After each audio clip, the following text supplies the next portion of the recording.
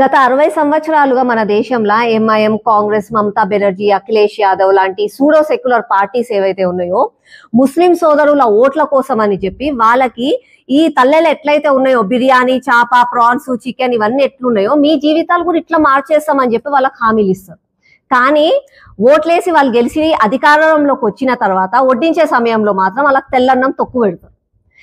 ఇంత ఘోరంగా వాళ్ళ అబద్ధాలు చెప్తున్నారు. ఈ విషయాలు వాళ్ళకు కూడా తెలుసు. అయితే నేను వాళ్ళ అబద్ధాలు అంటే వాళ్ళ అబద్ధాల పై నుంచి వాళ్ళని ఆ మోసాలు ఏందో మీకు తెలియాలనంటే నేను ఈరోజు మీకు వక్ఫ్ బోర్డ్ గురించి చెప్తా. అసలు వక్ఫ్ బోర్డ్ అంటే ఏంది? మన దేశంలో డిఫెన్స్, రైల్వేస్ తర్వాత వక్ఫ్ బోర్డ్ దగ్గర చాలా భూములు ఉన్నాయి. మన దేశంలో ఏ ప్రైవేట్ ఆర్గనైజేషన్స్ ఎవరి దగ్గర కూడా అన్ని భూములు లేవు, కానీ వాళ్ళ దగ్గర ఉన్నాయి. ఎంత భూమి, ఎంత ఆస్తి ఉందంట వాళ్ళ దగ్గర.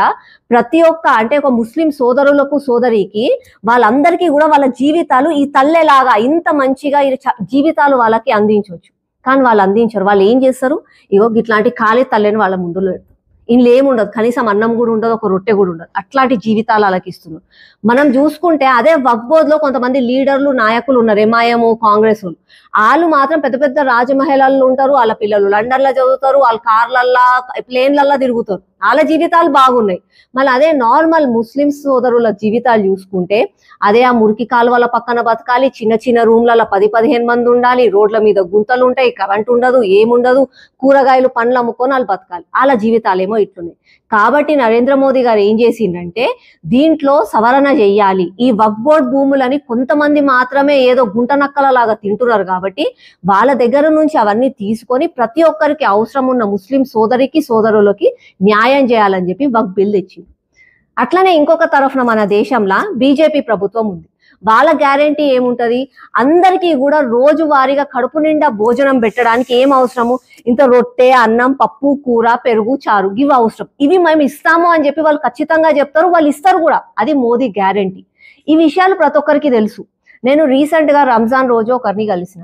వాళ్ళని అడిగిన, బైసాబ్ మీరు ఇవన్నీ తెలుసు కూడా కదా, మిల్లా మీరు ఎందుకు ఓట్లు వాళ్ళకే ఎందుకు ఓటేస్తారు అని అన్న. అప్పుడు ఆయన అన్నాడు, మాకు తెలుసక్క, ఇగో వాళ్ళు మాకు అన్ని ఇస్తామని చెప్తారు, అన్ని జూటా మాటలు మాట్లాడతారు వాళ్ళు, కానీ పెట్టే సమయానికి మాకు తెల్లన్నం ఇంత తక్కువ పెడతారు, మాకు అది తెలుసు. కానీ అయినా సరే మోదీ గ్యారంటీ గురించి కూడా మాకు తెలుసు. కానీ అయినా సరే ఓటేయడానికి మేము లోపలికి పోయినప్పుడు మా చెయ్యి ఎందుకో వాళ్ళ దగ్గరికే పోతుంది, వాళ్ళకే ఓటేస్తాం మేము. వాళ్ళు చెప్తుంది అబద్ధం అని కూడా మాకు తెలుసు. అదేదో ప్రేమతో మాత్రం మేము ఓటేయము, ఏదో ఒక మజ్బూరీకి, ఒక భయము, ఒక ఏమంటారు, ఒక ఇన్సెక్యూరిటీ వల్ల మేము వాళ్ళకు ఓటేస్తాము. వాళ్ళు మోసం చేస్తున్నారని తెలిసినా కూడా మేము వాళ్ళకు ఓటేస్తాము. రాబోయే కాలంలో ఆ మార్పు చూస్తారు.